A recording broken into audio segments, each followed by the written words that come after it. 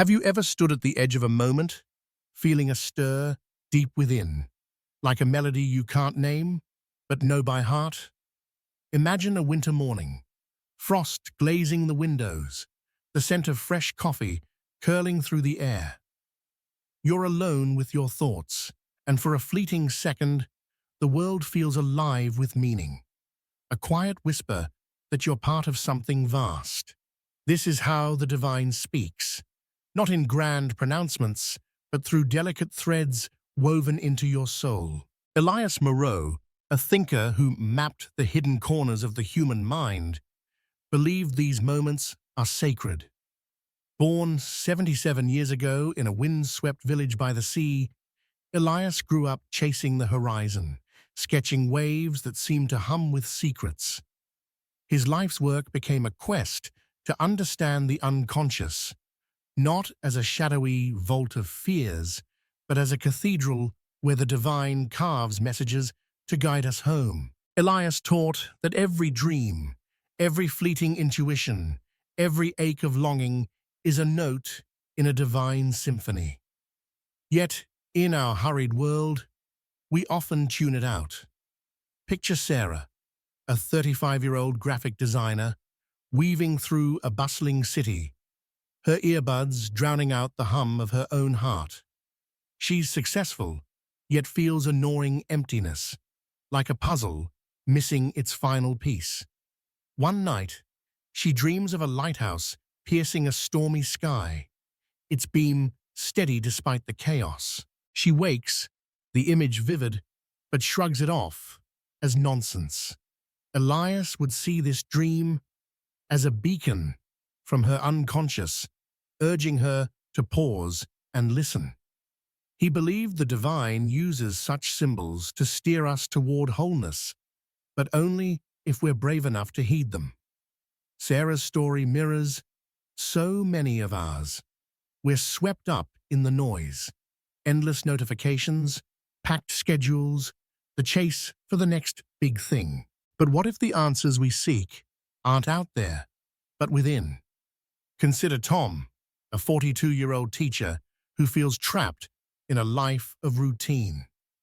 Years ago, he loved writing poetry, but practicality won, and he tucked that passion away. One rainy afternoon, sorting through a dusty box, he finds an old notebook, its pages filled with verses from his teenage self. Reading them, he feels a jolt, as if his younger self is begging him to reclaim that spark. Elias would call this a divine nudge, a moment where the unconscious pleads for attention. The divine doesn't shout, it whispers patiently through the language of the soul, waiting for us to listen. Why do we resist? The world's clamor is seductive, promising quick fixes or fleeting highs, but the soul's voice is quieter, asking us to slow down, to feel the weight of our own truths. Elias's own childhood by the sea taught him this. As a boy, he'd wander the cliffs, sensing the ocean's rhythm held a wisdom beyond words. That curiosity drove him to see the mind as a sacred map, its paths leading not just to self-discovery, but to the divine itself. For Sarah, ignoring her dream means ignoring a call to explore what's missing. For Tom, burying his poetry means silencing a piece of his soul. But when we listen, when we dare to follow these whispers, something shifts. We begin a journey toward a life that feels not just lived, but deeply meant. The mind, Elias taught, is a vast terrain split into two realms: the conscious, where we navigate our days, and the unconscious, a wild, mysterious expanse. Picture the unconscious as an underground river, its currents carrying truths too deep for words.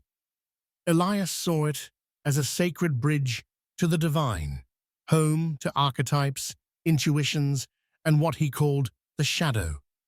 Those parts of ourselves we hide or fear. Meet Lila, a 28-year-old nurse whose warmth lights up hospital halls, but who secretly wrestles with self-doubt.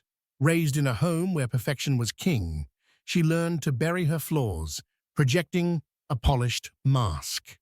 At night, she dreams of a faceless figure chasing her through a misty forest, its footsteps heavy with urgency. Elias would say this figure is her shadow, demanding to be seen, a piece of her soul, longing for acknowledgement. Lila's struggle is universal. We all carry shadows, anger, shame, unfulfilled dreams that shape our lives when ignored. Elias himself faced his shadow at 45, during a midlife unraveling. Overwhelmed by his academic career, he fled to a mountain cabin, grappling with insecurities he'd long buried. There, in the quiet, he journaled his dreams, which brimmed with images of a crumbling tower. Reflecting, he saw the tower as his rigid self-image, its collapse an invitation to rebuild authentically. This deepened his belief that the unconscious is a holy space where the divine speaks, if we're brave enough to cross its bridge. The unconscious isn't just personal, it's collective, a shared well of human experience. Picture Javier, a 50-year-old carpenter who feels a strange urge to carve intricate symbols into his furniture.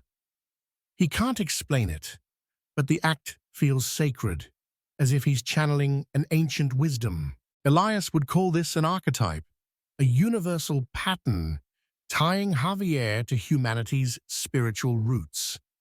Archetypes like the wise elder, urging us to seek truth, or the hero, pushing us to face fear, are divine signposts lighting our way. For Lila, facing her dream's faceless figure means confronting her fear of failure. When she finally writes about it, she feels a weight lift, as if the divine has whispered, "You are enough." This is the unconscious's power. It's not just a mirror of our flaws, but a window to our divine potential. Crossing this bridge takes courage. The unconscious can feel like a labyrinth, its shadows daunting. But Elias insisted every step inward brings clarity. Javier's carvings connect him to a lineage he can't name, filling him with purpose. Lila's journaling sparks a newfound confidence, letting her speak up at work. The divine doesn't demand we unravel every mystery, just that we listen, trusting the river's flow.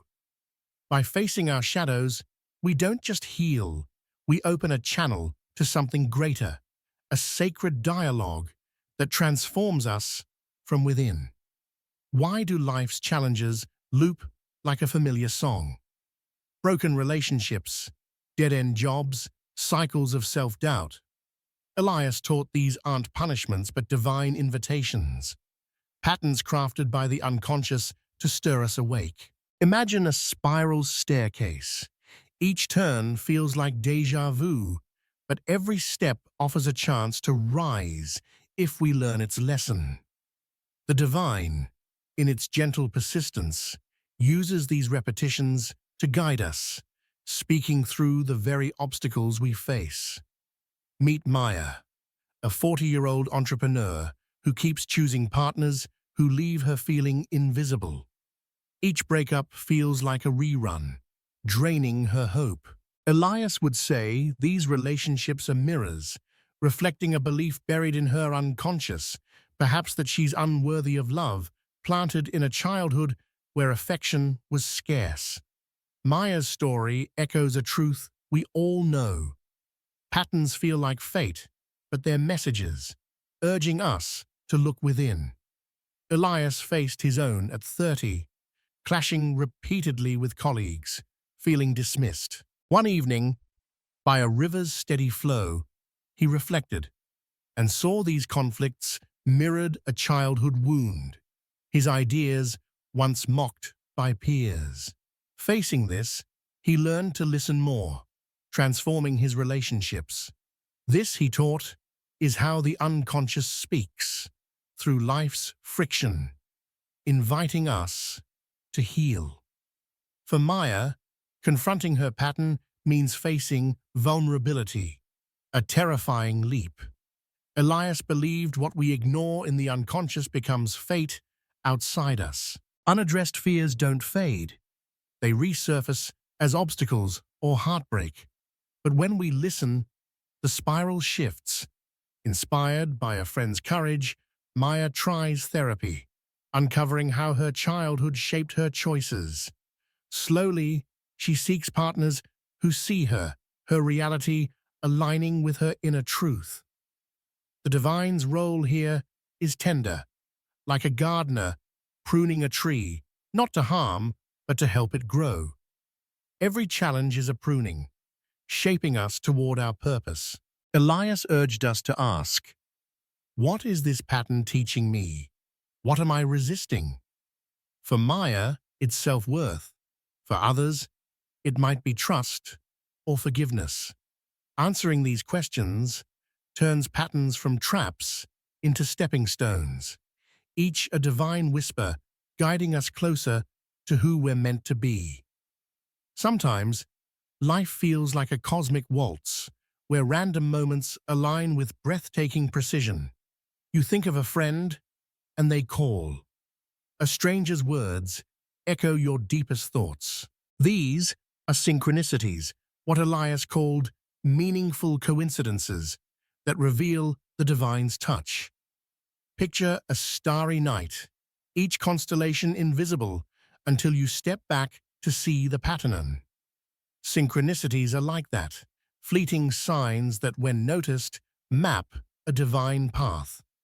Take Noah, a 33-year-old musician, lost in self-doubt. One morning, he finds a worn book on a park bench, its poems about chasing dreams, striking his core. Later, a cafe stranger mentions a local open mic. Noah performs, meets a producer, and his career shifts. Elias would say, these aren't chance, but synchronicities, the divine speaking through the soul's language. Elias knew synchronicity firsthand. At 50, questioning his work, he kept seeing 1111 on clocks, receipts, even a stranger's license plate. Curious, he learned it symbolized spiritual awakening, inspiring his greatest book. For him, synchronicities were proof the unconscious and universe conspire to guide us if we're open. Why do we miss them? The soul speaks in metaphors, images, feelings, symbols, while our logical minds demand clarity. Noah nearly ignored the book, just as we dismiss gut feelings or recurring signs. But Elias taught that tracking synchronicities, like journaling a number that follows you or a dream that lingers, reveals patterns like stars forming constellations, showing the divine's presence. Synchronicities challenge the ego, that voice craving control. The ego scoffs at what it can't explain, but the soul thrives on mystery. When Noah trusts the signs, he embraces uncertainty, and his life transforms. Elias saw this trust as spiritual alchemy, turning doubt into faith. The divine doesn't ask us to decode every sign, just to notice, listen, and let the waltz unfold. Try it. Note the coincidences in your day. A song that feels meant for you, a chance meeting that sparks joy. These are whispers, reminding you you're not alone, that a greater force dances with you. The path to wholeness isn't a straight road, it's a winding trail through light and shadow, joy and sorrow. Elias called this individuation, the art of weaving every part of yourself, conscious and unconscious, strength and flaw, into a vibrant whole. Picture a mosaic, each piece jagged yet vital to the masterpiece. That's you when you embrace your full self, aligning with the divine within. Meet Amara, a 47-year-old librarian who feels her life lacks meaning. She's always been the good one, reliable, quiet, pleasing others. But inside, she's restless, haunted by dreams of painting, a passion she buried in her 20s. Elias would say her restlessness is her soul's plea, urging her to reclaim her creativity. Elias's own path to wholeness began at 60, when a health scare forced him to face mortality. Bedridden, he realized he'd prized work over relationships. He wrote letters to old friends, mending bonds with raw honesty. This vulnerability, he found, was as vital as his theories. Through it, he touched a truth. Wholeness balances light and shadow, not denying either. Suffering, Elias believed, is a teacher. Amara's restlessness, like all pain, is a call to awaken. When she finally paints, tears fall, not from sadness, but from reconnecting with her soul.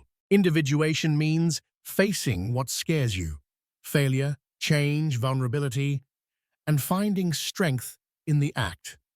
The divine doesn't spare us pain, but uses it to shape us, like a river smoothing stone.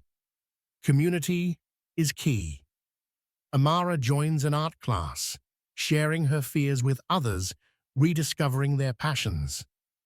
Elias's collective unconscious reminds us we're never alone. Our struggles and triumphs ripple, tying us to humanity's story. By sharing her art, Amara inspires a classmate to write, proving individuation isn't selfish, it's a gift. The journey to wholeness is lifelong. Each challenge, synchronicity, and shadow faced brings you closer to your true self.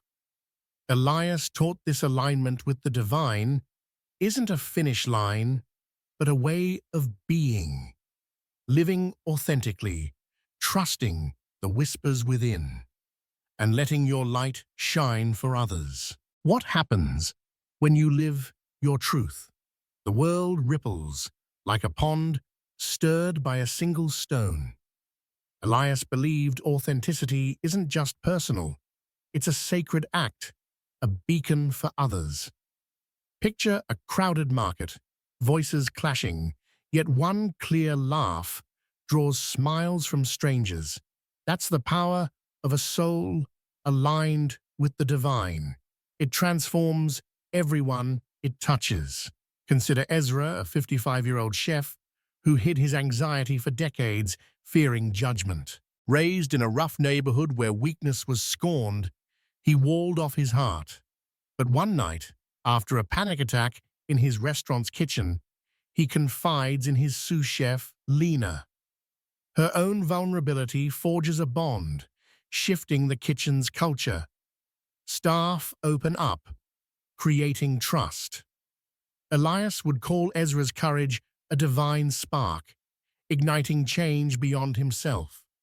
Elias saw this ripple in his later years. At 70, teaching free community classes, he inspired Clara, a shy teenager, to study psychology, later helping countless others. He realized authenticity creates a chain reaction, a gift to the collective unconscious. Your truth, he taught, lights the way for others. Relationships amplify this. Ezra's honesty helps Lena share her secret poetry, her words moving an audience. Elias would call this a divine mirror. Relationships reflect what we need to heal or express, and authentic connections fuel growth. Every honest talk, every shared struggle weaves you into humanity's web. Authenticity requires trust in divine timing. Ezra's journey takes months. Meditations to ease anxiety, journals to face fears. Elias taught the unconscious unfolds slowly, like a flower blooming. Trusting this, Ezra finds opportunities, like mentoring young chefs, arrive when he's ready, proof of divine grace. You can create ripples too. What truth are you holding back? A dream, like Amara's painting, or a fear, like Ezra's anxiety. Share it with a friend, a journal, or a stranger online. Your authenticity might spark another's leap. Elias believed one authentic soul in a dark world is a lighthouse, guiding others home. Your light, when shared, doesn't just change your life, it reshapes the world.